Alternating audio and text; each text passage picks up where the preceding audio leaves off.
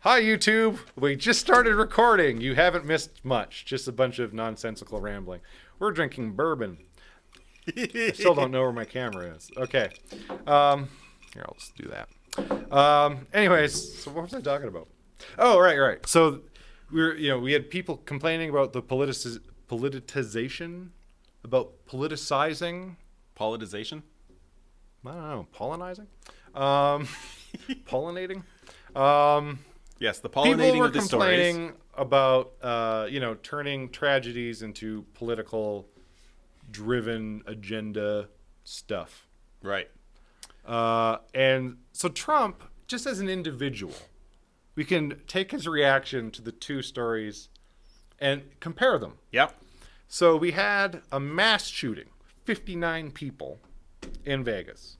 That guy happened to be a white dude who was well off. Mm-hmm.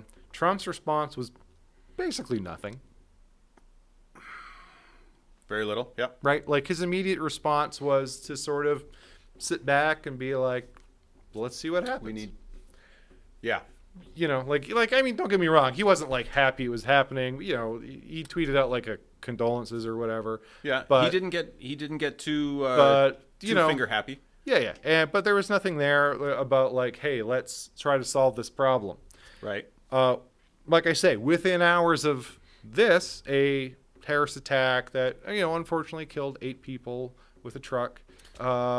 He immediately was like, we need to start thinking about increasing how difficult it is to get into our country. And maybe we should put some barricades up and some walls. And yeah. In all of that, the intriguing thing to me is what makes it a terrorist attack. Obviously, it's not the number of people who die. No. Because many, many times more people died in Vegas than in New York. Correct. So that's not the distinguishing factor. It obviously, it seems like it's who's committing it, right? And maybe that's appropriately so. Maybe. I mean, I would argue that Buddy from Vegas is a domestic terrorist. I mean, if you're going to go kill 59 people, you're doing that to incite terror. True. Yeah. So does religious affiliation come into play? I think it does when it comes to the official story. Or not, I shouldn't say official story. The official stance on whether or not it's a terrorist attack. Yeah. But I think most people who don't have a political dog in the fight would sort of say that, they're both terrorism. I think you'd be hard-pressed to find a reasonable person who wouldn't consider Vegas to be a terrorist act. An act of terror? Yeah. Yeah. And this is sort of the classic, if a white guy goes and shoots somebody, he's mentally ill. He has problems. And if it's not a white guy, he's a terrorist. Right. Yeah. But I do think that we've jumped to labeling things before we have defined what those labels are. Yeah, and I see people complain about people who are unwilling to jump to that conclusion. Like, people complain, it takes too long for the media to call a terrorist a terrorist. Like, when this was happening in New York, the initial reaction, even from officials, wasn't that it was a terrorist attack. They were taking a bit of a wait-and-see approach. I mean, it only took them maybe an hour or something, but the initial story was just some guy is driving into people in New York, and then some guy is shooting at people in New York. Right. And it wasn't until later that it became... That it wasn't until they found whatever it was that he'd written, the Islamic State will never die or whatever, where they were like, okay, then they started calling it a terrorist attack. I would argue, I mean, you could get away with calling it a terrorist attack before that. Like, I can use the same logic with that I did with the guy in Vegas. If you're driving into a group of, like, a crowd of people on purpose, you're inciting terror. Yeah. Just as if you're shooting into a group of people, you're inciting terror, regardless of what your end game necessarily is. Yeah. So, and I think the point that I'm thinking of there is that we need to, if there's more than just that my actions are inciting terror in other people, If that's what we're calling a terrorist attack, then yeah, Vegas should have been called a terrorist attack like immediately because people were terrified. So Yeah. if that's the front and the end of the definition, absolutely. Otherwise, it needs. I think what we need to do is we need to talk about what constitutes a terrorist attack. If there's religious implications in that, if there's large organizational affiliations that have to be in. Is it just can a lone wolf have a terrorist attack? Exactly.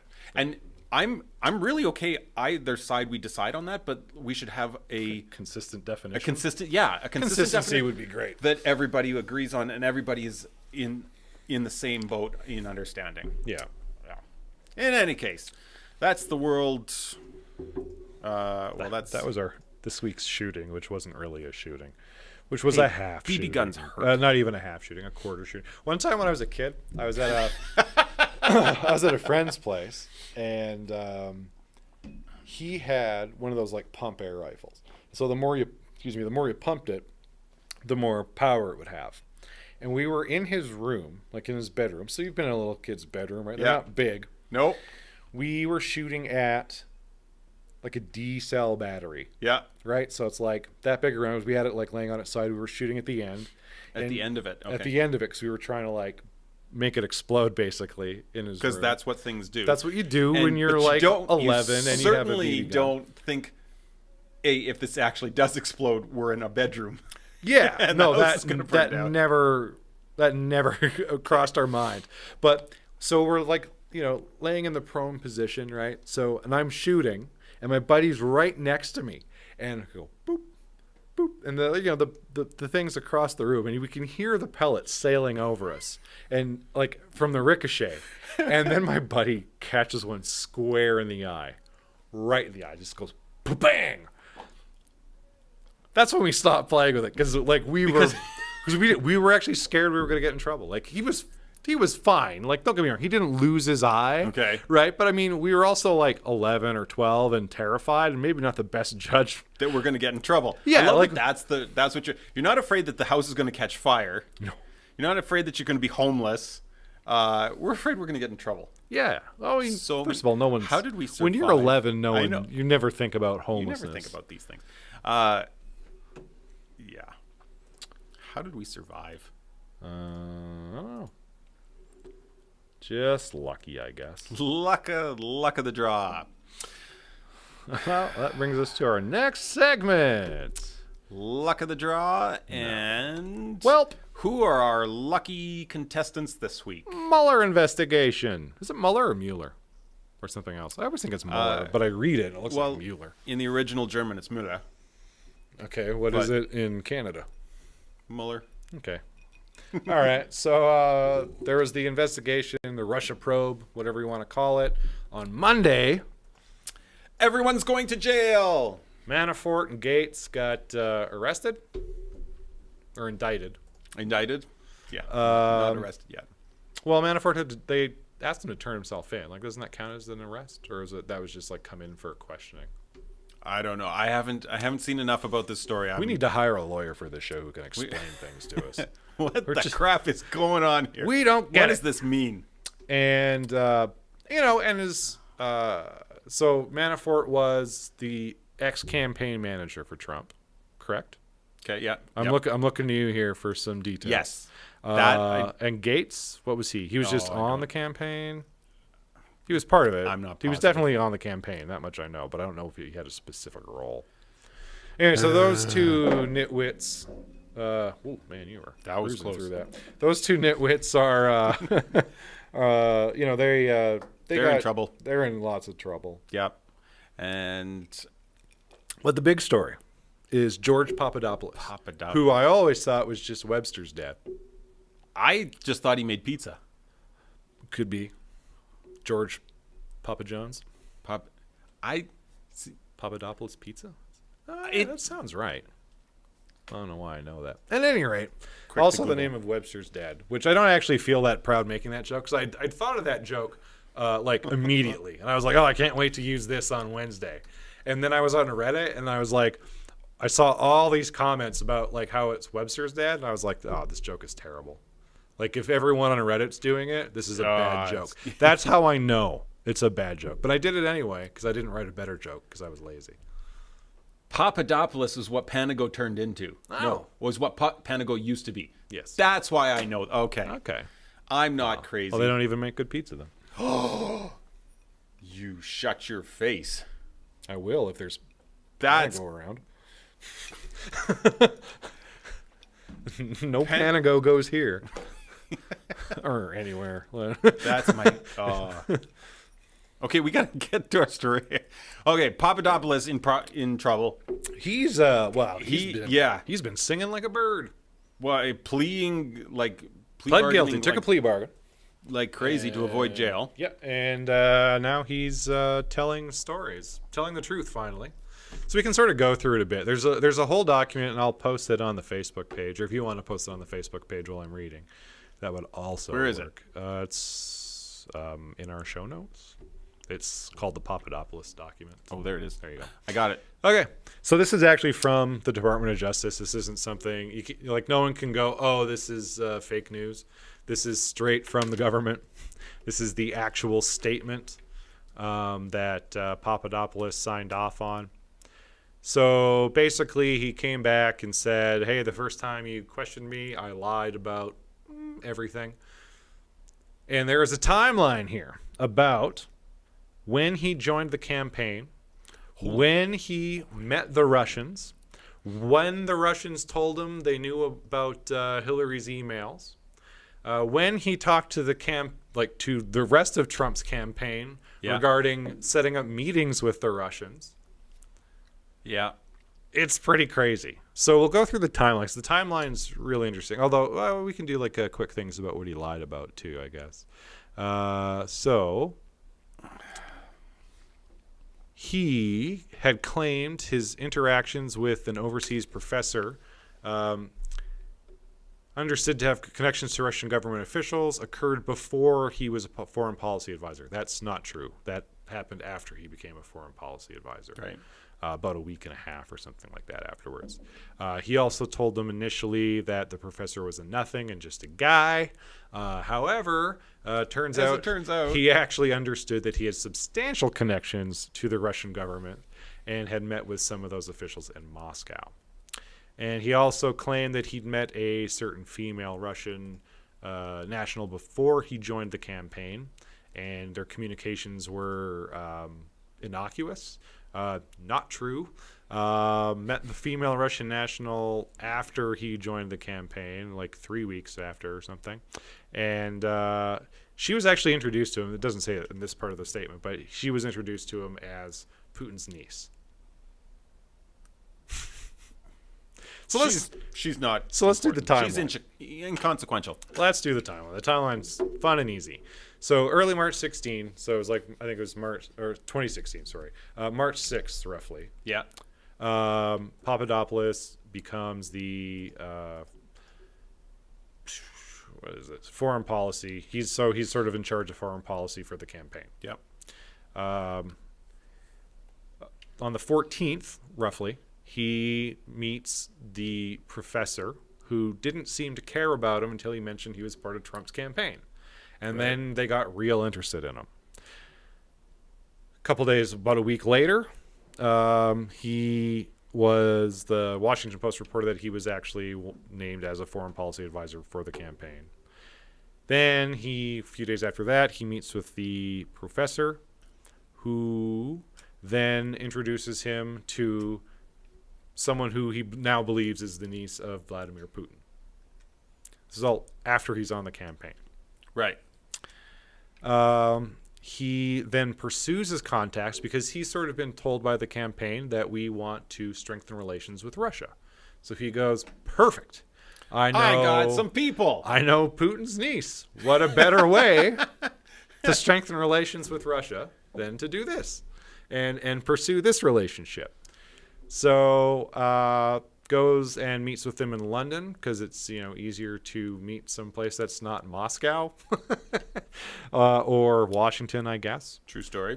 That's about when he wants to start arranging a meeting between the Russians and the Trump campaign. He, on March 31st, Papadopoulos attends a national security meeting in D.C. with Trump and other foreign policy advisors for the campaign. He introduced himself to the group and stated that he had connections and he could help arrange a meeting between Trump and Putin. So Trump is in the room, apparently, at this point.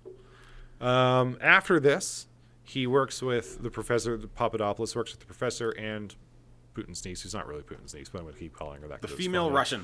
To arrange a meeting between the campaign and the Russian government. Well, that might be her name, sure. I hope I hope the professor's real name is Boris. That would be great. Oh, God.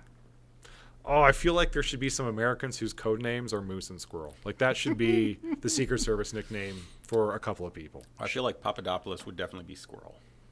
No, it would be Moose. Yeah. He'd be Moose. Anyway, so he emails the Natasha, says, that, and says they want to meet. She's great with that. Then middle of April, he sends an email. Boris sends him an email saying this has been agreed. We're going to go to Moscow and meet there. So they go and they meet. I'm trying to skim this a little bit because there's a lot that goes on here. A little bit later, he's meeting with the MFA, which is the Russian Ministry of Foreign Affairs at this point. So he's now just literally meeting with Russian government. Yeah. Like not people sort of not peripherally connected to it. It's not now random Russian lawyers. Yeah. Russian government officials. Yeah, you know, dudes who would be like a senator or a governor or whatever. A little after that, the government has an open invitation from Putin to Trump to meet.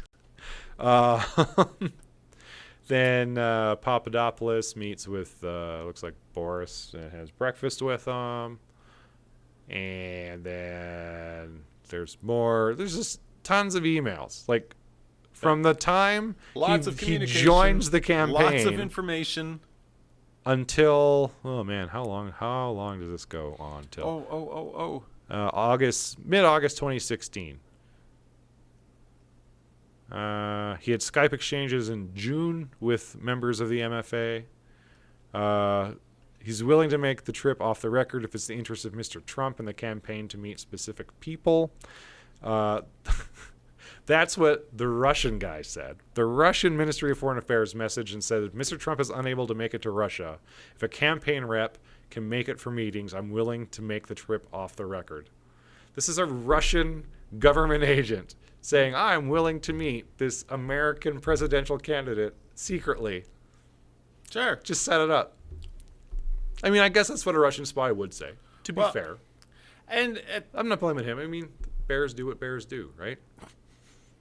If you're in the park and you see a bear, it's going to try to eat you. That's what happens. That's what they do. Okay, so what I'm still a little fuzzy on is why is this all bad? Like, what's the problem with all of this? Well, this is obviously it's not good because Papadopoulos lied about it. Right. So what was he afraid of getting in trouble for? Like what was he? Well, this is in simple terms, basically treason. Not specifically treason, but basically treason, right? This is so not not exactly. I don't think it's like legally treason, but it's how is it approaching treason? Well, because what they were doing was they were going to a foreign agent, in order to try to influence the election, right? So they were trying to get Russia, right? So basically, everything you do in a campaign is trying to influence the election, right? Right. So it's just that you can't get help outside of your country's borders? I think that's part of it, but also they aren't, like, Russia isn't friendly with the states. They are basically enemies, right? They spy on each other all the time. You can't go to Russia, right? Like, you can't go to an enemy and be like, help me win this election, because now the enemy. So if you have someone who doesn't like your country, and they start helping with an election, Do they have your country's best interest in mind? If they don't end up, like after it's all said and done, if they don't have any control over the country. Why would they? Okay, well that aside, I mean that's debatable. Like agreed, yeah, no, right? I get that. Like, but that aside, their motivations. So they want to see bad things happen to the Americans, generally speaking. That is a stance that they have. Right. Right. So if let's say both went to Putin. Let's say. Because we're getting there, right? Right, and we'll talk about that. But okay. Let's say both sides went to Putin, and Putin went, okay, well, I'm helping him. What does that tell you? Does Putin think that Trump is the best answer, is what the Americans need for America? Right. Or is he saying, this is what Americans need for Russia? Yeah, fair enough. And that's what they're in trouble for, is basically trying to get Russia to make an election work for Russia. So, and this is very obviously this isn't they're being indicted with or anything. I feel like I'm missing something because, you're not allowed to accept donations from foreign parties as part of your election. Right, so they can't, Russia couldn't just give them money, right? Okay. And information is basically the same sort of thing. It trades in currency. I feel like information's worse, but worse. So did anybody give the Russians information? I don't know. Honestly. Yeah, presumably. Fine. I mean, Trump literally looked into the camera and asked Russia to hack Hillary's emails. Did he really? Yes, you don't remember that? He was like, "Hey, Russia." He was like in a press conference. Hey, Russia, if you could find these emails, I'd really appreciate it. And then 3 days later, here's a bunch of emails. Totally wasn't the Russians. Totally wasn't Trump that asked him to do that on live television. It was a joke, guys. Okay. The timeline here I'm just saying the timeline in the statement and when he says it, they know that they know. I know. So, yeah,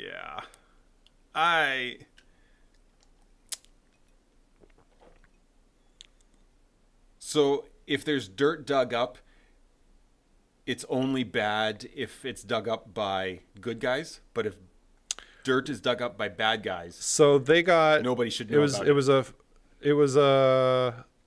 Well, I mean, you're not supposed to be spying on people, first of all, right? So technically, the Russians hacking a server and getting a bunch of emails, that is against a law somewhere, right? They did something nefarious to get that. And then they turn around and they give it to an opponent that they believe is going to be favorable for them. Yeah. Which is also a problem. Which is actually the issue that they have. So this is the friend of my enemy is my enemy. Yeah. Well, yeah. Yes. Yeah, I think I got that. Yeah, that sounds right. Yeah, I had to think about that a bunch, but yeah, right. That's right. Because Trump it's guilt by association. Because Russia likes Trump, Trump must be bad. Yeah, but they were also colluding, so this undermines the idea of democracy, right? Where people are supposed to be getting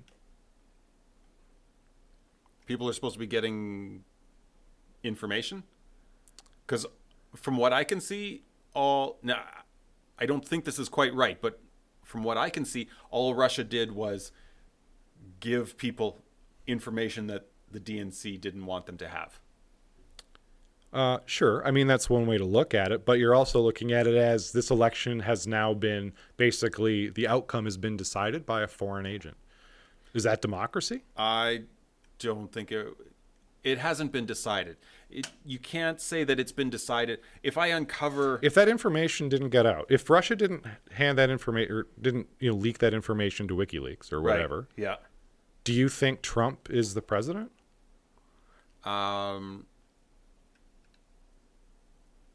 Possibly not. right? Like I don't think that was. I don't think that was the Hillary only was factor. ahead until Comey, like 2 days Yeah, before the election, he, also like, mentioned that there was derailed an her. was an That was- investigation, and plus the addition of this information that came from Russian spies. Yeah, I think Comey did more damage than Russia did. But I'm just saying, like, if that information didn't get out, Right. So, but my question is, just because someone bad released information doesn't mean that that information shouldn't have been released.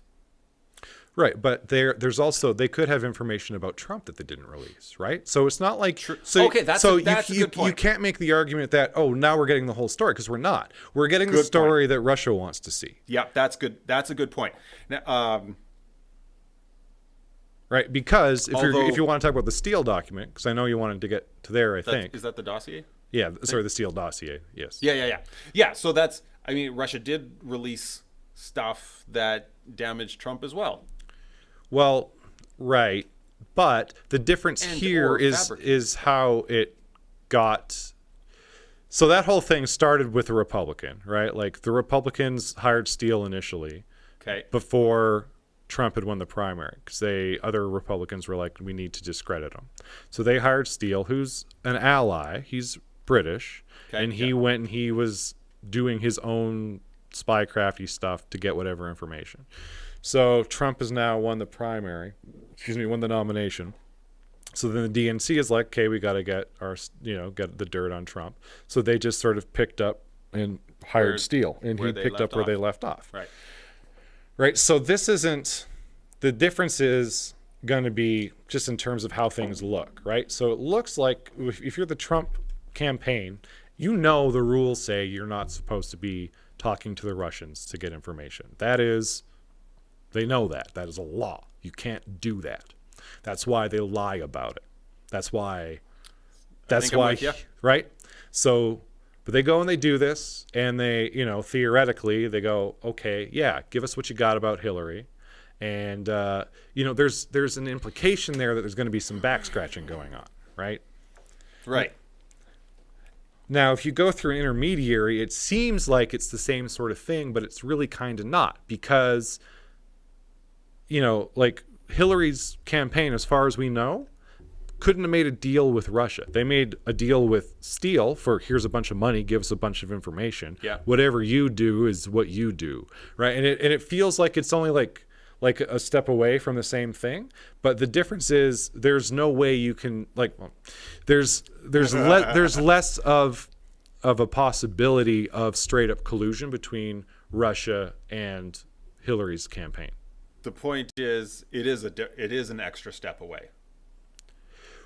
And Right, but that extra step makes a big difference. That's right. That's what I'm saying. Right. Okay, yes. That step actually is. I mean, there's a reason why it's called arm's length transaction, right? Like, Right. you can't deal directly, but you can deal indirectly as long as it's not. Right. As long as you have that step between you.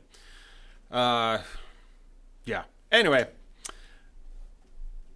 this. So, what do these indictments mean for anybody? Well, jail. Like, these are... Except for Papadopoulos, he can keep making pizzas. Yes, he can still keep making pizzas. The other guys are currently under house arrest. Oh, yeah, they have been arrested. I know this because they're under house arrest. They're under house arrest. Yeah, so they're the lawyers are trying to get rid of that, but the problem is they're both rich and flight risks. Turns out Manafort has 10 different passports, each with a different number, and I don't know how he got them, but I have no idea. But 10 different U.S. passports? yes. As far as I know, they're 10 different American passports, each with a different number. And they know that he's traveled to China and a couple of other countries using one of his not primary passports, we'll say, and using a burner phone, and traveled there secretly. Awesome. So, as you can imagine, judges are like, no, this guy doesn't get to go anywhere freely because we'll never see him again. He can go party with Assange. Yeah, or Snowden. Or Snowden. They're both hiding, right? They're both still alive, right? I think so. Is McAfee still alive? I don't know. Like the antivirus guy? Yeah. He's Was he in hiding? uh Like I know, I feel like he was. I don't know. Just everyone's in hiding. Everybody's in hiding. I'm not. I should be. Yeah. So, yeah, lots more smoke. Nobody's getting Right. Oh, so I don't know if you hear about this. So now people are saying Sessions might get indicted for perjury because he was asked straight up during his what do you call it? Like the vetting process, where the senators are like, "Oh, you're going to be attorney general. We get to ask you a bunch of questions." Whatever the hell that process is called. I thought we'd already gone through this thing though. He was asked something point blank and answered a specific way. Right. Well, yeah, they but this, didn't like this the just came out answer. today. So they asked him if he ever had basically any communication with the Russians. And Yeah, he we was- did this already. And he said no. Right. This is why it might be perjury, because he knew about this.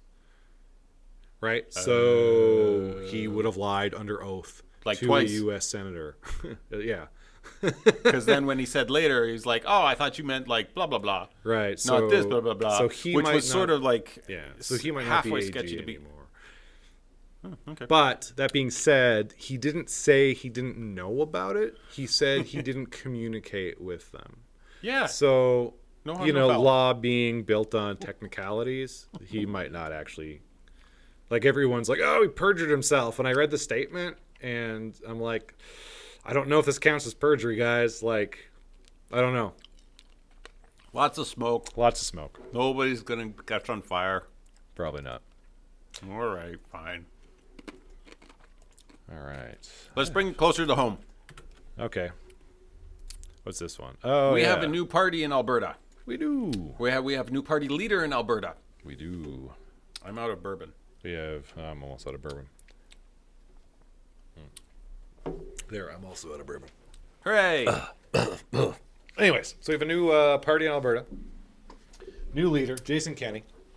And I should I like the cut of this guy's jib. open. I do not. Yeah, we're gonna have discussions about this guy. This guy's a donkey. I really like him. He's the worst.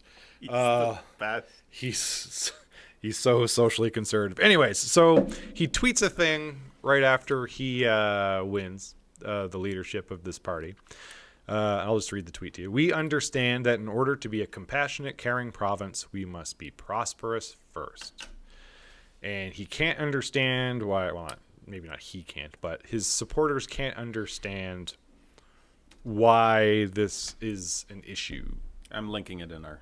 Yeah, good.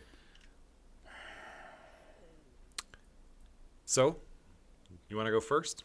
Or you want me to go first? About what I think about this particular Okay, quote. Maybe you have a so- problem with the quote. I don't know. Agree, disagree with the quote at high level, first glance.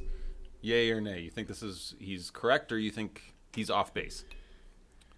I think this is another one of those communication issues Okay. where what he's saying and what he means aren't exactly the same thing. I think the way this is worded implies that we can't afford to be compassionate in this province until we are quote unquote prosperous. Ah. So this is about putting money before people, the way this is worded. I don't know if that was his intent. Like, I don't know if he actually sat down and went money first before people. I don't know that, right? But he does have... So there's a couple of other issues with this statement. It implies that Alberta is not a prosperous province, which I don't think is true. We are still the richest province in the country. We have the most growth in the country. We have the lowest taxes in the country. Mm-hmm. We have the highest median income in the country. We are not a poor province. We are not struggling. Are we? Are we not? Do we not have like a monster deficit right now? Right. So we do have a spending problem, but Okay. we could fix that. And we could probably balance our budget without any cuts, really. Without any massive cuts. Can without we? Having, yes. Okay. I believe I read an article by an economist who's much smarter than me about it, and I'm going to take his word for it. Those are the people we need to find. People way smarter than us. Yeah, for this sure. guy knows way Yeah. more about the economy than I do, and, Yeah. and Okay. economics. So Okay. I'm willing Okay. to take his word for it. Yeah, because I am worried right now about our spending climate. Yeah, no, I agree. Like our spending isn't feel where like it our- needs to be. That's exactly it. I feel like our spending isn't where it needs to be. I think we're spending money on things that we shouldn't be spending money on. I think we're not spending enough money on things we should be spending money on.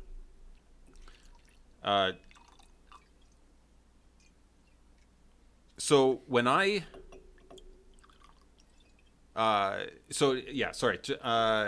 Alberta being a prosperous province, yes, we are. We're nowhere near as prosperous as we used to be. I think at the moment, that's a oil price problem. true. Well, That's half not true. real. Half true. I think that it involves more than just the oil prices, but I think the oil prices certainly are a big component of that.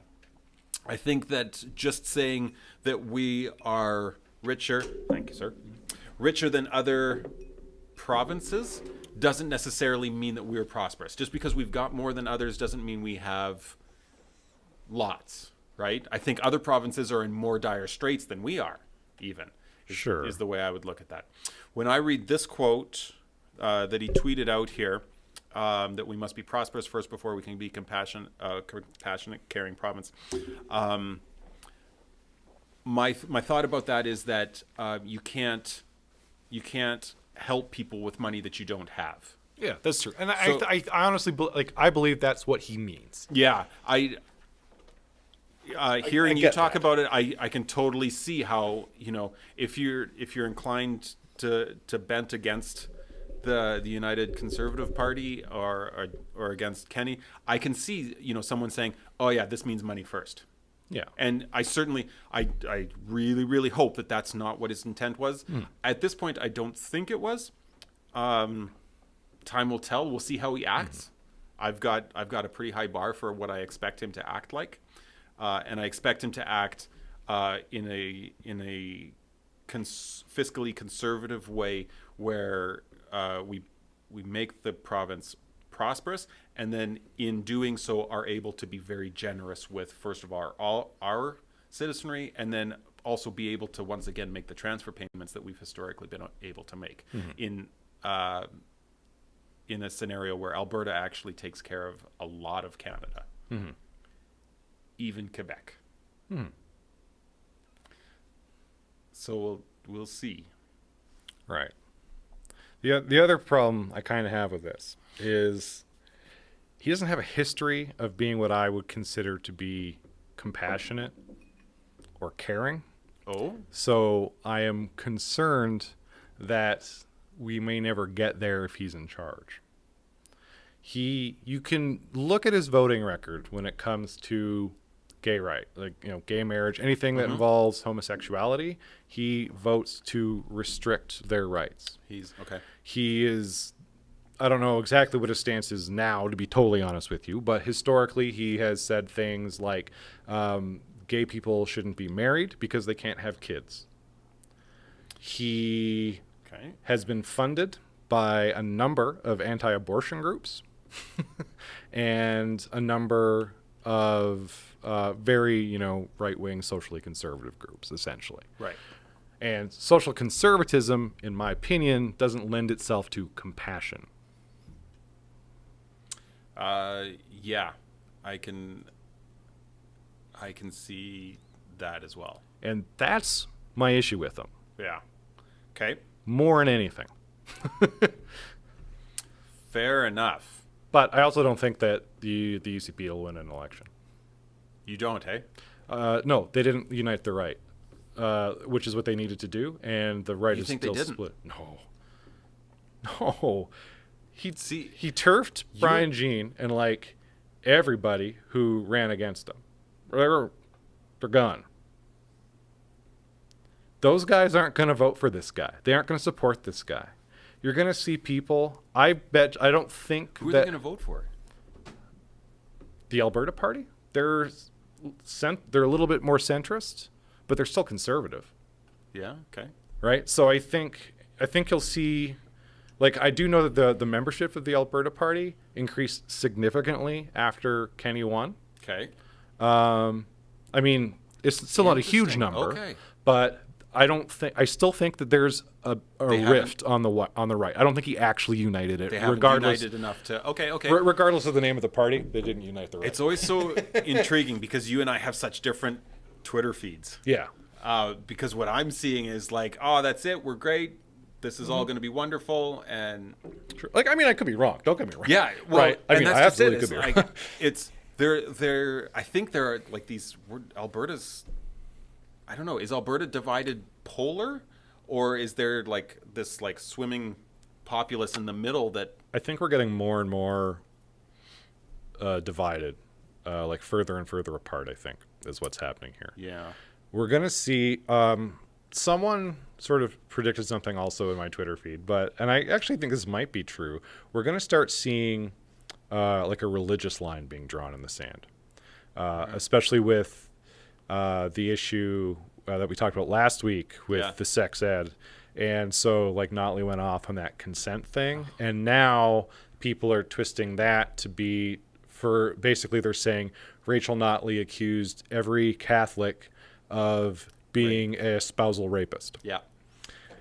Which is another, Like, you know, I'm like, that's not what she said. right. It's another unreasonable twisting of words. It's, I mean, that, on its face, I feel like that's closer to what she said than what Kenny's. But is that my bias, right? Like, am I more inclined to naturally? I think they're both Maybe terrible misinterpretations of stuff, right? Yeah. Like the interpretation of what they were trying to teach, I don't think was that consent was. And we covered this last week. I never thought for a second after reading it that they were like, "Oh, the Catholic school board consent. wants to say consent is not required." Right. And then for her to react that way, I was like, "Well, that's just dumb." And now I find the reaction to her reaction is just as dumb. Like, it's all dumb to me. Yeah. Like, no one's getting it right, in my opinion. Which is everyone's opinion, right? Like, no one's getting it right, but me. No, so yeah, I've fallen into the same trap. It feels like as soon as you get on social media, if you're one of the people posting, you've gotten it wrong because you're up on some soapbox somewhere and you're grabbing every rock that you can hurl at your opponent, and in many cases, they're completely invalid and not accurate. Yeah. Plus, people just want to assume things about you. You know, and they like. I mean, everyone has a bias. Don't get me wrong. Like, I have my biases. And I'm fairly aware of them. But if you read like one of my tweets, you might not really. Actually, if you read all my tweets, you might not really get my bias, right? Like, I do generally lean left, obviously, but I'm not like a diehard, NDP defender. Right. Like, I'm not going to fall on my sword for them if I think they're being dense, right? And so I was just I had like a brief interaction with the guy on the right today. So I don't know if you heard the other quote from Notley, the whole thing about like sewer rat.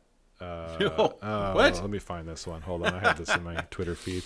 So she did a thing where she was like, we're going to stand opposed to. This is probably just going to be right at the top of my Ableg feed. It's been there all day.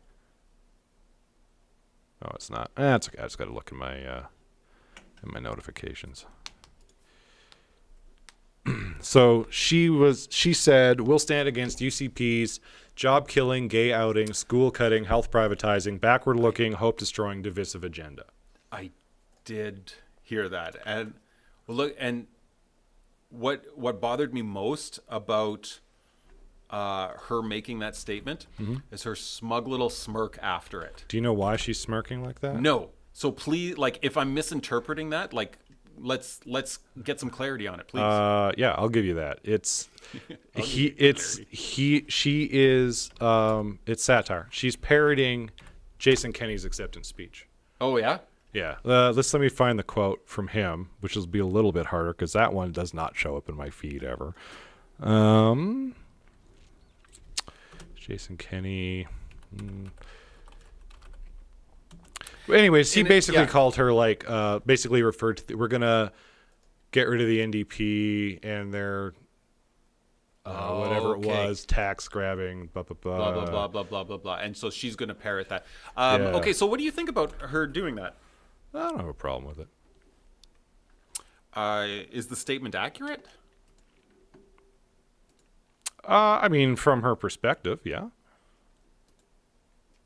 Right? Like, she thinks, like, I mean, the gay outing, I think, is, like, if they have their way with the GSA, with gay straight alliances, it will be gay outing.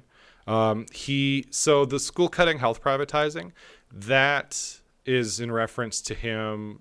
So he said that he would have the budget balanced within his first term. And there's a lot of people who look at that because he also holds Klein in high regard. Yeah. That the way you're going to do that is you're going to cut school and cut health. Yeah. I don't think he necessarily has to do that, but I also, like, when I think about Jason Kenney and how he's going to balance a budget, that's what I think he's going to do. So I don't know that it might not be accurate, but it's at least, it's a fair sum. Like, it's a pretty good educated guess. Yeah, it's a good guess, I think. Backward looking.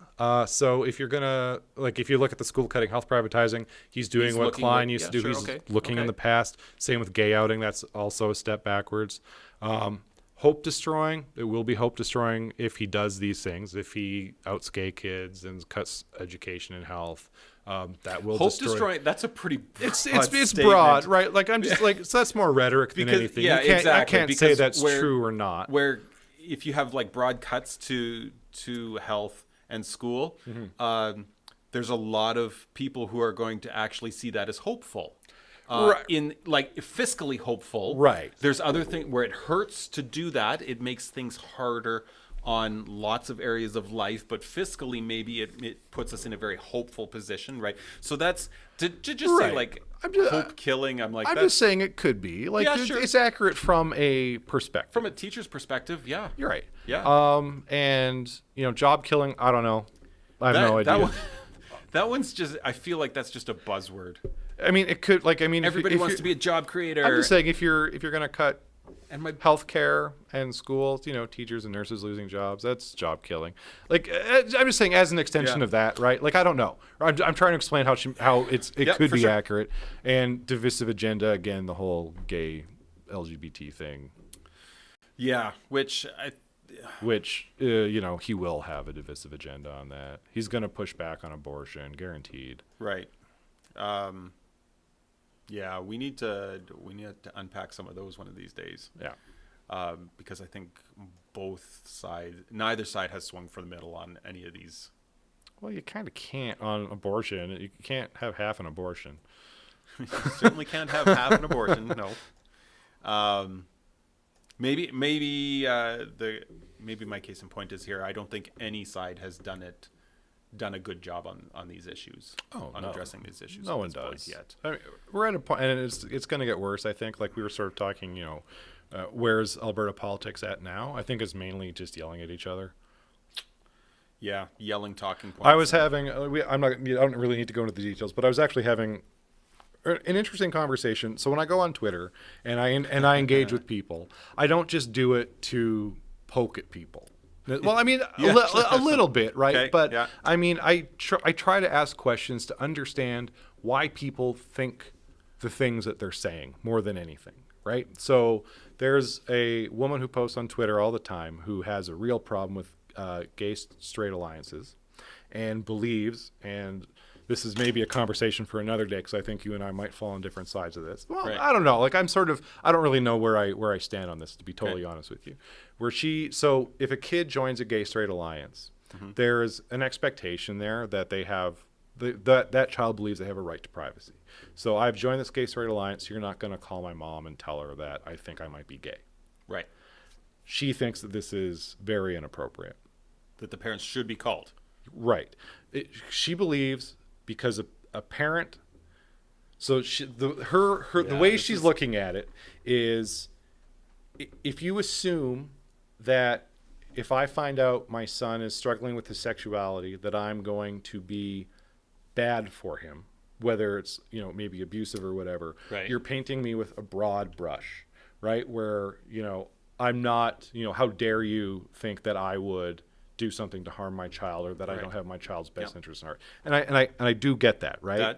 There's point to there. And, you know, but her whole argument seems to be predicated around that there's these groups that talk to gay straight alliances who are going to like convince confused kids that they're trans and they should start getting on like hormone therapies and stuff and like puberty blockers. Right. And I'm just like, I don't know if that's happening, right? Like, I feel like you're scared of like a really worst case scenario here, and you're either not. Well, she's painting them with the broad. Yes, she's sort of doing the same brush as well, right? So right. There has to be some sort of understanding right. here. But apparently, and I didn't know this because I was asking her questions. Yeah. And you know, she was like, you know, like, well, she's like, what if it's like a 6-year-old? Apparently, there's like an elementary school somewhere in Alberta. She actually sent me a link to the article. I don't remember exactly where the school is, but they have what's essentially a GSA for elementary kids, and they just talk about gender identity there as far as is the understanding, right? She doesn't like gender identity theory either, but you know, basically, it's, you know, it's okay if you're a boy to feel like a girl, or if you're a girl, it's okay if you feel like a boy. It's not weird and freaky. Like, don't freak out. And I was like, you know, that's actually a good question. Like, if I have a 6-year-old and my 6-year-old is in like, you know, like in like a, you know, a club about sexuality, like, is it about sexuality, or is it it's about gender. Okay. Right. It does say specifically it's about gender, right? But yeah, you know, like, do I as a parent have a right to know that? I'm like, I don't know, right? Yeah. And then the question is, at what age does my kid, you know, inherit a right to privacy? Exactly. That's right. Because I mean, as a parent of elementary school kids, I know what clubs my kids are involved in. You know, whether they're involved in choir or running group, right. or like, you have a right to that. The law says you have a right to know. Yeah. That. So, on the one hand, you know, a GSA would fall within that, like what groups my kids are involved in. When it becomes this thing about like kids not wanting, do the kids not want their parents to know about this?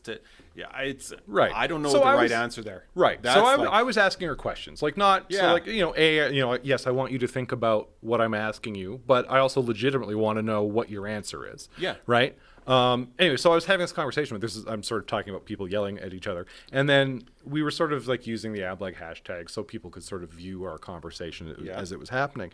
And someone jumped in and basically started like bashing her and how this was like an ideological thing, and you know, you just don't like it because, you know, you're a Christian and your ideology doesn't stand up to being questioned. And I'm just like, whoa. Like, I didn't say anything to her because I'm like, okay, well, this is this lady's thing, I guess, right? But I'm just trying to ask questions here, right? Like, I literally want to know why you believe the things that you believe, right? And I'm like, I don't want your opinion on why she thinks what she thinks, right? Like, I would probably maybe draw the same conclusion as you, but I'm not going to be an aggressive asshole about it, right? Well, and that's just it. I mean, like, I don't even know where to start with that. Right. Like, did you DM her after and like say like the other lady? Yeah. No. Like the lady who. The one who I was talking to. Yeah. We were still talking. Like, she sort of dealt with her on her own, and I was very clearly ignoring this other lady. Yeah, sure. So we could still have our own separate conversation about stuff. Okay. Yeah.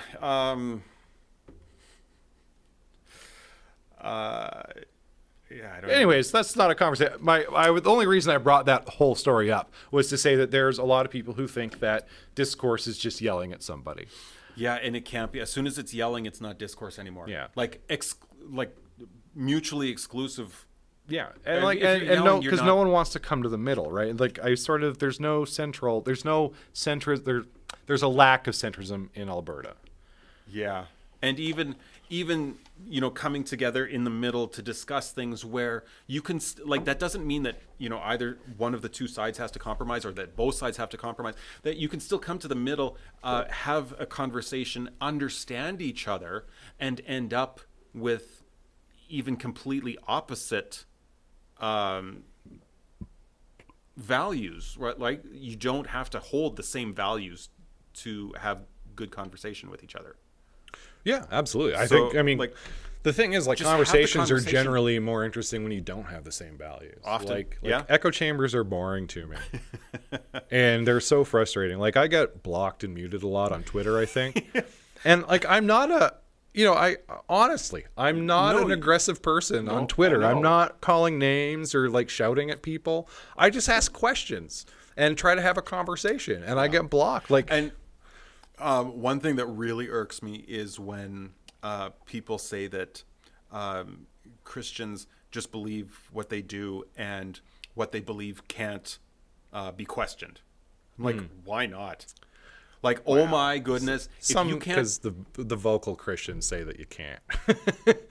well, they're dumb. Yeah. Like, honestly, why? I would come to them right away and say, why do you believe in something that you can't question? If something doesn't hold up to scrutiny, why do you hold to it? Right. That's the point of people who are sort of, anti-religion, because it didn't hold up to their questioning. So why would it hold up to your? I'm just saying. Yeah. Like, But that's a that's whole just other it. big Like, conversation. if you're believing in something that you can't question, like, how horrible is your life? Like, how do you? Yeah. Well, I mean, like, you sort of look at it, and it's because you always look at, like, Orthodox religious people, right? Who are very, like, This is just what we do because it's always been done. it's in the Bible, so I do what God tells me to do. Yeah, right. but- And if you stray from that, you are no longer technically, in their opinion, following Right, yeah. the tenets of that religion. Right. It's dogma, right? And Yeah. there's some truth to that. Like, I mean, it Perhaps, it depends on the religion and sort of where you're at with it too, right? I guess. In my Christian experience, it's just something that's become like a personal belief because I've experienced it, and it's what's true to me. And you can question me on it, and I can answer my experience on it. I can't imagine following a religion where you didn't, like, personally experience it and believe it, like, down to your core, and have that be able to stand up to questioning and be able to explain it to someone. So for that reason, religion in that way, I don't know. Yeah. That's a conversation I'm actually really interested to have with you. Just not today. We'll Maybe, get to that. We'll have like a special, maybe episode 50, and we'll bring a full bottle of bourbon, and we'll get into a unpack fist it. fight over religion, I doubt it. a religious war. But No, religion always ends up in bloodshed, right? in war, no, that's oil conflict. Oil's a religion in Alberta. I think It is. I'm pretty sure.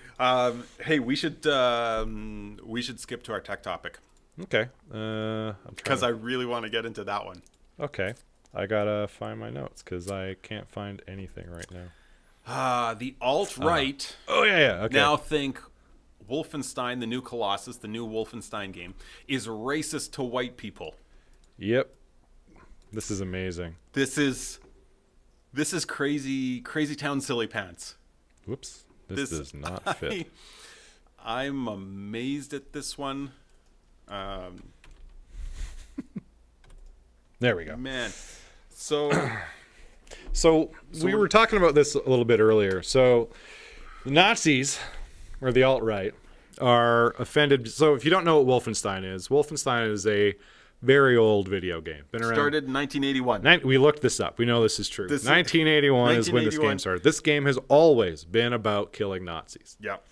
So Well, I mean, originally it was about escaping, getting like secret Nazi documents and escaping from Castle Right, Wolfen, but but you they're- killed Nazis on your way to do it. Yeah. Peripherally, I guess. Sure, it wasn't your main goal as you're walking The around. Nazis have with always been the bad guy. It's always been understood Yeah. that the Nazis were the ones that you needed like to it, kill. it wasn't until this year where people are like, hey, maybe Maybe we these shouldn't Nazis kill are getting a Nazis. bad rap. Which I don't know. We're how far past the Second World War are we now? Like 70 years, Yeah, 70. for 72 or something like that. 72 years. It took, and now people are like, hey, maybe the Nazis. And I mean, I guess maybe enough time has passed. full on German. I'll say Germany had some amazing advancements in technology and science during those years. Yeah, not having ethics really goes a long way. Well, no, and that's the flat out truth. Like, Yeah. you don't have to worry about testing on human subjects. Yeah. First of all, that's what I'm saying. I absolutely disagree with throwing out the ethics, but even the science and technology part, like the Germany was the first to have rockets, right? The V2 rocket, like that, they had that first. Their U-boat submarine technology was devastating. They were brilliant. Oh, hey, I could watch her. Sorry, I just noticed that I could watch her thing, and if people are messaging us, I would be able to see that. Yeah, nobody's watching or nobody's messaging us though. Oh, So it's okay. Ariana's watching. Hi, Ariana. Area. We've got 3 people viewing. I don't know if that's you, me, and her. Maybe. Could well be. I have no idea. I don't know what's going on. And in any case, So I forget just where I was going to with make the it, Germany. yeah, we were talking about how the Germans had a lot of advancements in World War II. Yeah, and they not all very bad smart. is what you were saying. You were talking about how the Nazis were kind of okay. Well, Nazis made some great advancements. I mean, horrible moral people, obviously. This is social conservatism. Yeah. This is snowflakes growing up on the right. That suddenly it's bad to kill Nazis. Like in a video game? Are you kidding me? Yeah. Well, so I mean, I actually kind of like this a little bit because maybe now they understand how people who are marginalized feel when they don't have a character that they can play in a video game. I guarantee you, these guys that are angry about killing Nazis in a video game are the same people who are like, "Oh, I can't believe that someone wants to play as a girl in a video game," or someone who's why are all these black guys complaining about not having black characters in video games? What a snowflake, I guarantee you it's the same guys who are like, oh, God, I can't believe they're killing Nazis. Guarantee it. There can't... So, maybe they'll learn a lesson about what people are actually asking. There can't be that many people that are actually upset about killing Nazis. In a video game. How many Nazis are there that play video games? I bet you all of them are upset about it. I don't think so. I don't think so. I think... It's the vocal ones, just like anything. Well, yeah, I suppose. I think even neo-Nazis, surely they understand. They think they're the good maybe guys. they don't. They think they're the good guys. Maybe they think they are the good guys. Everyone thinks they're the protagonist. I guess. Like the picture they always use. Sorry, just to sort of for people It's who just aren't so foreign to me. we need to explain this a little bit to people who don't play video games. Like if you don't know the story of Wolfenstein 2, it's sort of the Nazis have basically taken over the USA, and you are fighting back. So there are dudes walking around in like the full-on KKK robes. There are guys walking around in like SS gear, right? Dressed like Nazis, right? And so there are many scenes where you walk around and you punch a KKK guy in his robe and beat him to death with whatever, a baseball bat probably, or you just shoot a Nazi, and this is what these guys are being offended about. So hopefully it opens up. I think this is the way to open up a dialogue with them about diversity in video games, the importance of it. We're joking, right? I'm half serious about that. I'm Actually, serious I'm about half. it. I am joking a little bit, but I'm Yeah. half serious. Well, like if they look at that and they go, I can't believe how someone who's like me is being represented in video games. Maybe, like, I don't think these guys learn. Well, that's just it. Is if you're holding this type of a type of a viewpoint, it's hard to see, it's hard to understand where you would have a tolerant discussion with anybody else. Oh no, I don't think they're capable of rational discussion. Some of them have to be somewhere. No, that some of them have to be Maybe, somewhere. yeah. Just Statistically speaking. I was just going to say, by law of statistics, Yeah. There's probably one or two. there've got to be some people. I got to hope that you can I'd like to have rationalize with some of them. Conversation with Right. people about that. That would be interesting. Yeah. So, But yeah, anyways, like we were saying, this game's been around since like 1981. So 1981 was the it first took one. them a long time to figure out that Nazis are going to get killed in video games. And it's not like Wolfenstein 2 is the only game that does this. Like Call of Duty, huge video game series built on killing Nazis. But you can also play as the Germans. Oh, can you? In the old Can't ones? you? I don't know. Well, if it's multiplayer, I've yeah, only as soon as ever- it's multiplayer. You can play as either side. I guess COD's a multiplayer game. I hate multiplayer, so I only play single player. And I feel like there's got to be the campaign where you can play the German campaign as well. I don't know. Maybe in one of them. I'm not a big Call of Duty fan, but No, me neither. all right. Well, Anywho. that's enough of that. Alrighty. We got to get trucking along here. Kickstarter Crystal Ball. Kickstarters. All right.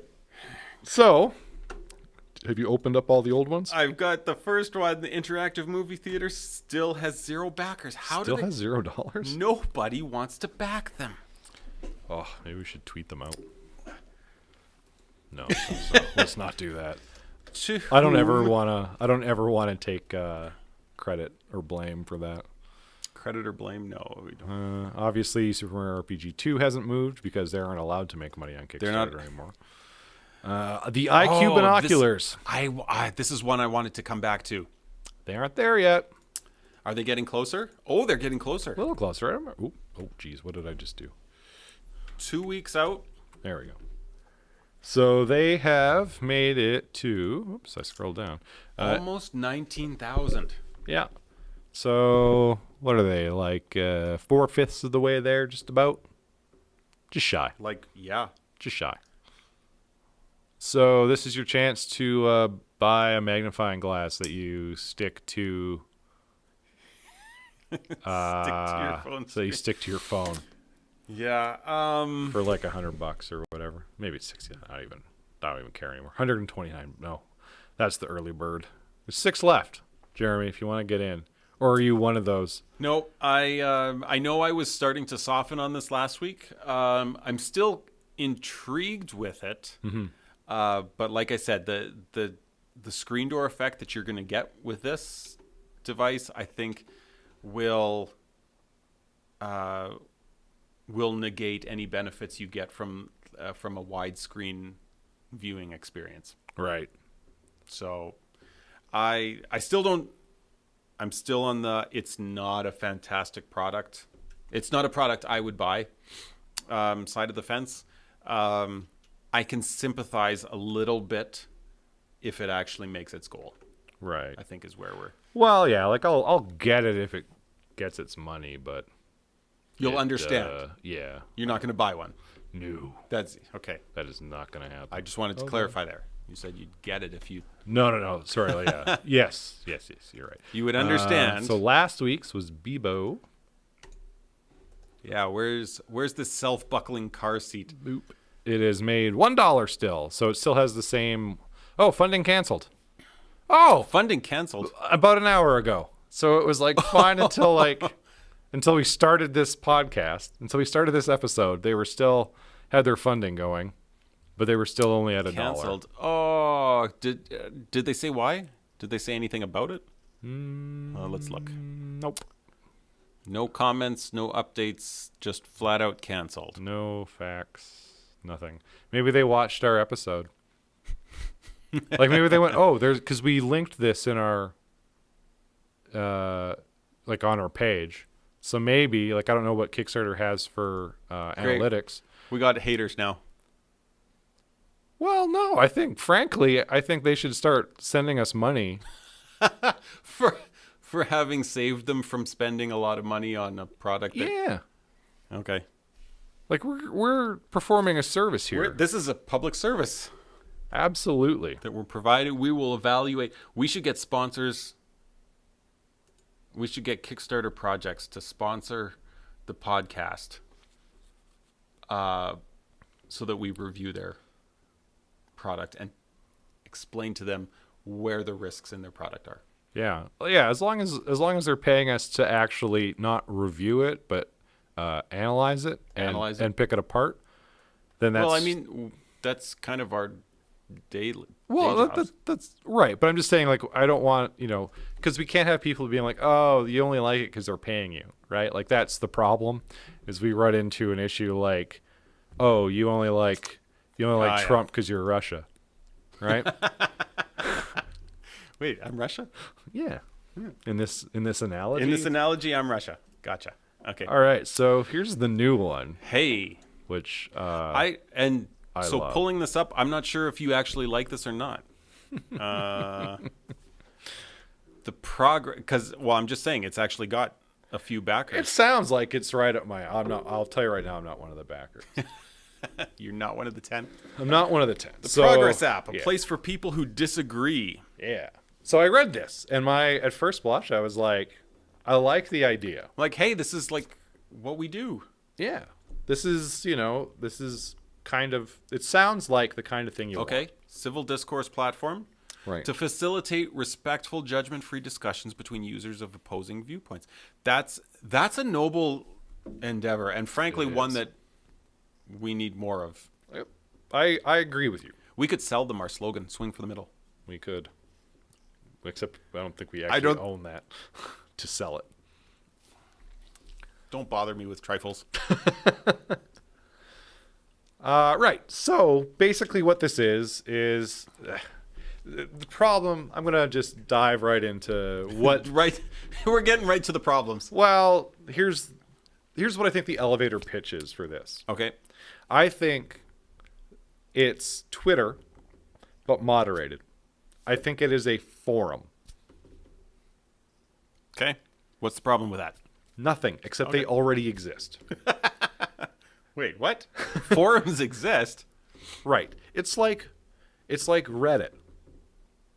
but with moderators. Reddit has moderators. It's like Reddit, but with moderators that care about moderating things. With moderators who care about Respectful civil discourse. reducing the number of hostile Yeah. flame wars. Yeah. Like if you could, like they literally could just start a subreddit for free. I just thought of this off the top of my head. I've looked at this for about, I don't know, a minute now? Yeah. Start a subreddit for free. Do that first. If you can See what happens. if you can get users on Reddit, if you can just like start a topic, create a whole bunch of different threads that are just different topics, Yeah. and say, hey, if you guys disagree, and they basically already have this on Reddit. I'm not going to lie to you. I also was just about to describe, what's it called? Change My View. There's a subreddit. So you go to like reddit.com/r/ I think it's Change My View. You start a thread that says,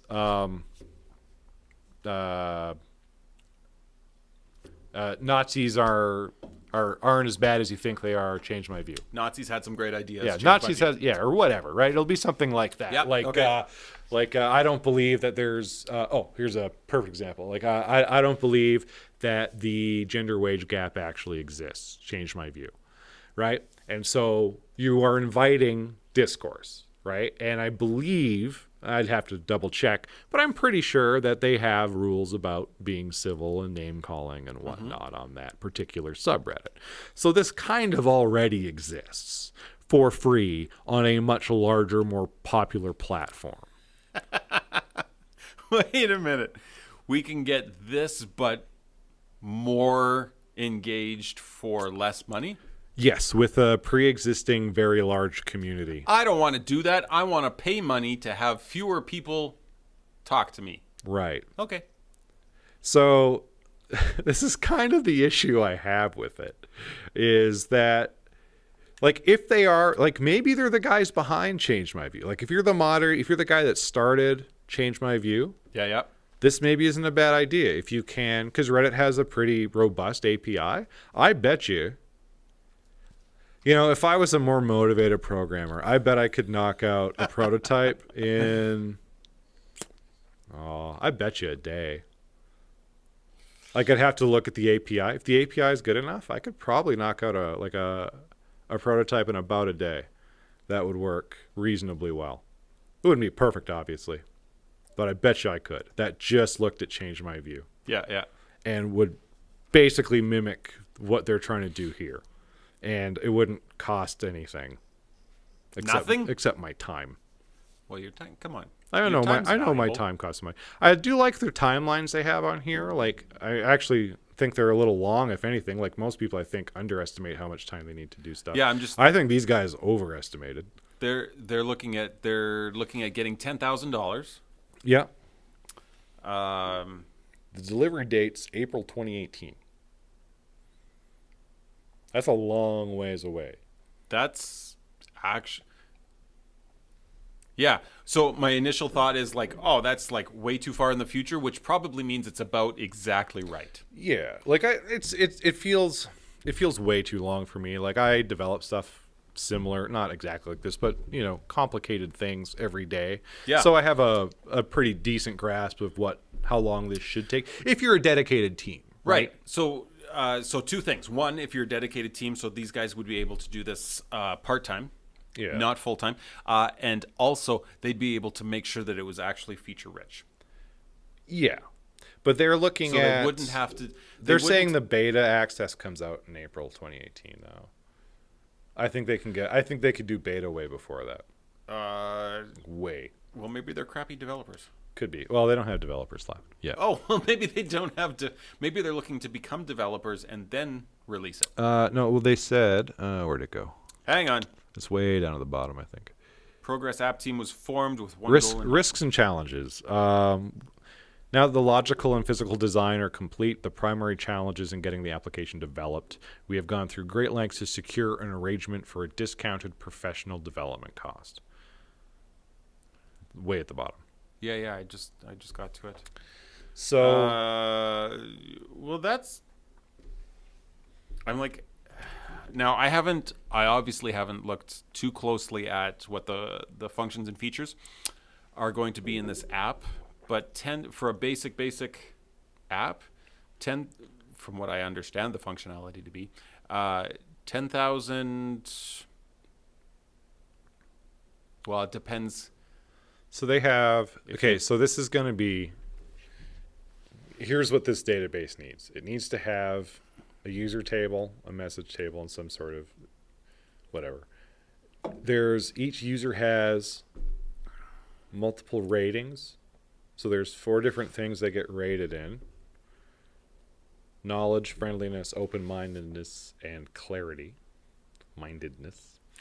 Like the architecture from a database perspective, pretty straightforward on this. Nothing real complicated here, I don't think. I don't like think. You'll need like threads, obviously, and like here's a thread ID and the name, and here's all the messages that are associated with that thread and stuff like that. Yeah, there's like it's not the easiest thing. Though. Yeah, but this is like there's nothing fancy going on in this database. No. In terms of design, this is, they're gonna want to. I'm assuming this app is going to have to hit a server, so they're going to want to as long as they have like developers that are halfway competent, they'll get like indexed, cached information in order to help with speed and whatever. There's not a lot to this, so I feel like if at first blush it is, we let people start discussions, we let people talk to each other, we let people rate each other. Yeah. That's the feature set. Yeah. That's not, honestly, part-time. And if these guys are professional and they're getting a discounted professional rate, they should be getting their beta way before April. Now, I get that at a discounted rate, you aren't getting these guys full-time and you aren't going to be their number one priority. Probably not. Right? So, I mean, I get that if those guys, you have to work around that guy's schedule, then sure, April. If that's when that guy can get it done, that's when he can get it done. But I'm just saying, like, if it was just like, if you had like a couple developers who just wanted to like churn something out, I bet you could have a beta in weeks, like as opposed to months. So It's true. Looking at this functionality, I could probably churn something like this out in Drupal in a month on the outside, and in Laravel, like a totally custom data structure, 2 months. yeah, like I could do this from scratch and like without graphics, like without it looking particularly good. Yeah, the function. The functionality, I could knock this out by myself in, I want to say 3 weeks. Actually, I want to say 2 weeks. That's if this is the only thing I'm working on and I'm motivated. Which I'm not. Which I'm not. I'm neither of those things. But I don't think this is a complicated thing to do for a competent developer. No. All right. Well, And if you're watching this, guys, I don't want you to hire me, so don't ask. Yeah, no, sorry. This is Not because I think this is a bad idea. I just this hate is freelancing. a great idea. This is a great thing. Oh yeah. To be out there to promote conversation. I love and the civil idea. discourse. That's fantastic. Yeah, we need more of that. This is kind of why I picked this, because I was like, this is like so perfect for us. Right, exactly. So, having said that, is there a facet of this project or a different flavor of this project that actually should be pursued? Well, I don't really know how you. I feel like the big challenge they're going to have is doing this, like automating the moderation, essentially, right? I assume these ratings are going to be used to match. Like, I don't really know how these ratings are going to be used, right? Like, maybe it's going to be like Sophisticated AI, and we've totally misjudged it, and it would actually take till April to get out. Yeah, right. Like, I mean, maybe there's more going on there. Like, it's like the ratings aren't just like, do I join this conversation? But it's like, is this guy even allowed to see this conversation or be part of this conversation? Right, yeah. Or are we sending out invitations to people who have had conversations that are sort of like this? So yes, there could be more going on. To the like, there's a lot of functionality you could add to this, but I don't like. Part of the issue is as soon as you say civil discourse, you start getting into this slippery slope of censorship. And what is civil? What's allowed to be said, what's not allowed to be said. Right? Like words that are offensive, that aren't offensive to me, are offensive to other people, and vice versa. I'll say just about anything to a point. And I've seen MASH. And I know lots, and I know lots of people who would be offended by some of the words that I use, like just the phrasing I use, and especially in a text format, because you lose a lot of tone, right? You don't know if I'm being serious. Like I have a very dry sense of humor anyway. Yeah. It does not translate well to text. Sometimes I just look like a jerk. Right, and I have to backpedal and explain a joke to somebody. Yeah, right? and it's totally different too, being able to talk face to face with someone where you can see their facial expressions and that you can hear their tone. And if this was like a FaceTime sort of, like face to face would be cool. And man, like just FaceTime messages back and forth and like. Well, like FaceTiming, or like that's how the whole thing is, like a big group chat. Yeah. With cameras. I mean, you can do that in Google Hangouts, right? Like, I feel like there's other technologies that you could leverage for this that would make this better. Yeah, interesting idea. If you're trying to have civil discourse on contentious subjects, would it be a good idea then to have video snippets? So like FaceTime, but it's not real time, right? Not real. Oh, okay. So you record your message. You record your response. Yeah. And that's how. And that's how you have to. That's how you communicate, and not through text. Actually, that's not bad. I don't mind that. That I think that's better than just doing text. Like if you had to limit people, and I don't think that's a terrible limitation to put on them. Yeah. I mean, it does force you, and this actually also might not be a bad thing. I was going to say it does force you into language-specific things. Like nowadays, like through text, people can like use Google Translate and sort of get close. But Google Translate's not perfect. You can offend people monstrously. Oh yeah, no, and that's what I'm saying. By accident. and I think that's sometimes what happens, right? Is you're going to lose the actual core of your message a lot of the times if you're using like a translation software in order to have this discussion. So I mean, maybe that's also for the best. Like I'm going to have, it has to be like a video discussion-y thing, and because like I think seeing people's expressions when they're talking is very important in order to understand, first of all, like just basic things like, are they being serious? Are they joking? Serious, sarcastic, sincerity. Are they angry? Like how many times have you like read stuff on a forum where someone's like, hey, or even you've typed something and someone's like, hey, there's no reason to be angry about something. And you're like, but I wasn't angry. I wasn't angry. Yeah, but you used a period. Did you know that periods are aggressive when texting? No, I did not. That's one of my things I learned this week. Well, I don't think that's true. I mislearned it. Period. Apparently, when texting, periods are aggressive. According to whom? I don't know. Some Facebook post I saw. Oh. Must be true. Must be true. It's on Facebook. Oh, wait, we're on Facebook. Damn it. Must be true. Must be true. Excellent. I agree with you. All right. All right, so what are these guys asking for? 10 grand? In a month? In 29 days, they have $315. I don't think they're going to get it. I love what they're trying to do. Mm-hmm. Like, this is the thing is I applaud their idea. I am encouraged that the people are out there thinking about these things, that these discussions have to be had, and we have to have them in civil ways that can swing for the middle. Yes. Are you drinking straight honey there? No, I've got bourbon. Okay. You want more? Yeah, I want more. Yep. All that being said, I don't think these guys are actually going to get it.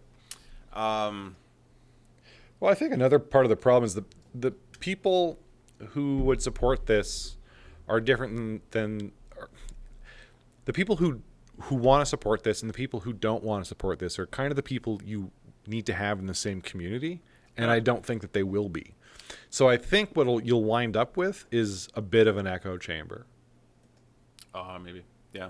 Right? Because you're going to get people who look at this and go, this is not free speech. I don't like this. This is very clearly, because it's sort of set up. Censorship. Right. Like it's set up that way, right? Like it's very clear from the get-go that you can't just say whatever you want. Right? Because, it might be offensive or whatever, right? Like, I can't call names. Well, that's how I, whatever. And I get that maybe you don't want those people, but sometimes, sometimes that's. But those are the people that you need to engage. Right. And you have to find a way to have civil discourse with those people. Yeah. So, I mean, it's a Herculean task that these guys are trying to accomplish. I applaud them for it. Like I say, I do really enjoy the concept. Yeah. But it's got a lot of technical. I don't think the technical side of things is the issue. I think it's the community side of things. Could well be. Well, we'll keep an eye on them through the next couple of weeks and see how they do. But I wonder if these guys look. Sorry, I didn't actually make my prediction if they're going to make their money. See, part of it is I kind of want them to get. You want them to? I kind of want them to. I mean, not enough to actually back them, but it would be nice to see it. So what do you get here? So for $10 you get beta access. That's expensive for an app. Yeah, That's one of the more expensive apps. $25 for beta access and the founders package. Hey, So you I get a founder's badge for that. a badge and a list. Oh, my name gets added to We a don't need list. no stinking badges. $100 gets me alpha access. So the extra buggy. So version. yeah, so you spend 10 times beta access and you get the builds that don't work at all. Which, I mean, now, in all fairness, that's the cool stuff, because you understand that when you get alpha, you know that it's not going to work properly. You know that you're going to run into, and it would be interesting. It would be interesting and exciting to be part of the, see it as it develops and as it. Yeah, and you probably get to at least have your input, so you could suggest things like, hey, maybe have video chat. True. That's not the right lid. This lid isn't working. Thank you, sir. Gigantic. And at the end of the bottle, That's the end of the bottle. That's the end of the show. That was the Kickstarter I crystal think ball. we've come to the end of our podcast this week. We have. All right. So if you're watching us on Facebook, you know where we're at, facebook.com/Bourbon and Zeppelins. We're also on Instagram, instagram.com/Bourbon and Zeppelins. Remind me to talk about Instagram after this on air. And on Twitter, twitter.com/BNZ show. We're BNZ show. BNZ show if you are not in Canada. In the lower Canada. Canada, which it will become to known. And if you are watching this on YouTube, thank you. If you're not watching this on YouTube, please go to YouTube. Search for Bourbon and Zeppelins. Please subscribe. We have 4 subscribers. I'm like 2 of them, I I think. might be the other 2. Please go and we might- subscribe so we can get our URL. I thought we had sex bots. I don't even think we had that. But yeah, we need 100 subscribers, I believe, in order for us to get a custom URL so we can put something on the graphic at the bottom, because we have a graphic now. Let us know if you like the graphic. Did having the topics at the bottom help you navigate this minefield of intellectual Debris. discord? Yeah, debris is a much better word. Yeah. Again, every Wednesday, 8 p.m. our time. So if you're watching this on Facebook, whatever time it was an hour and 46 minutes ago, that's what time we start at every Wednesday. Wednesday evenings. Wednesday evenings at 20 o'clock. In Denver, Calgary, and Edmonton. Yeah, anything in mountain whatever time zone. Yeah. The daylight savings thing got shut down in the legislature. We're going to keep on doing it, eh? We're gonna keep doing it. We had a motion to get to just stop, and Just stop it. it didn't pass. They were like, no, that's dumb. That's a lot of work. This is what we do here. This will be more confusing. Anyway, so I wanted to talk really briefly about our Instagram account. We got an Instagram account. We have an Instagram account. We have a lot. We got of a followers. lot of account. What? We have a lot of followers. We started this a week ago. We have 55 followers. This is more than I have on my personal account, which is much older. And we have 2 things on this account. 55 followers? Now look at the followers list. Is it sex bots? No. Who the crap are these people? They're all from the Middle East. All of them, except for the people that I know, Hey, like personally. there's a lot of like squiggles. Yeah, it's all in. I'm not logged in as. I'm not logged in. That's why I can't. You're not logged in. Yeah. There we go. Hold on. Let me log in and then I'll show people what Yeah. followers look like. Maybe. So they're all like Middle Eastern sort of sales accounts, which is kind of weird. Well, that's not even entirely true. I was going through them today at lunch. So I assumed that they were all like salesy things. Okay. Yeah. Some of them are just guys, like just random dudes. Like if you look at their account, it's just like selfies. They aren't selling anything. So, Bourbon and Zeppelins? Pretty good name.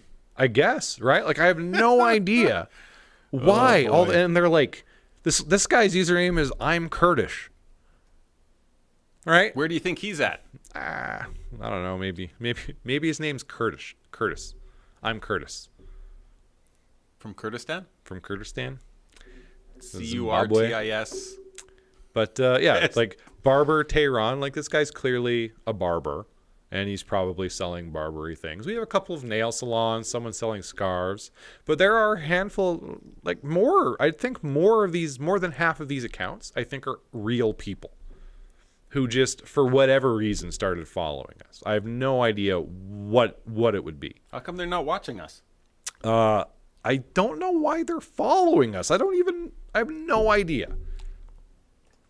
I mean, to be fair, I didn't post anything on Instagram to let them know that we would be streaming. Well, in our description, you say, like, every Wednesday at 20 o'clock Mountain. Yeah, which probably means nothing to people in Tehran. I have no idea. Okay, that's also... What time is it in Tehran right now? Time in Tehran. The internet will tell me. Let the internet do the math. Uh-huh. It is currently 7:20 in the morning. Well, yeah, nobody's getting up. They would have had to watch this at 6 in the morning. Nobody. See, this is just another example of why it's important to make sure that we get this posted over to YouTube so people on the other side of the world can watch it at their leisure and don't have to get up in the middle of the night to watch us. That's true. You guys can watch a crappier version of what we just did on YouTube starting on Saturday. Every Saturday is when I try to post it to YouTube. I was a day late this week.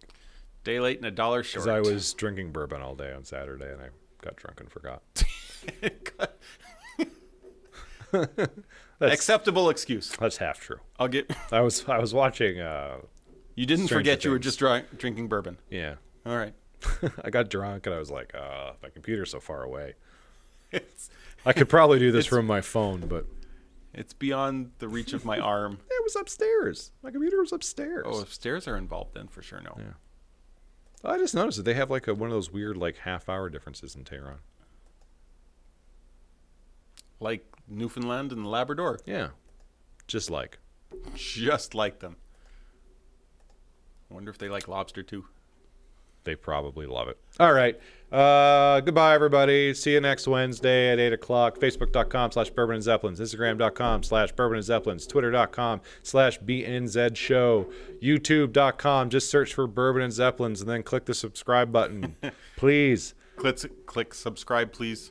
And like this on Facebook. Share it with your friends. All that junk. And bye. Later.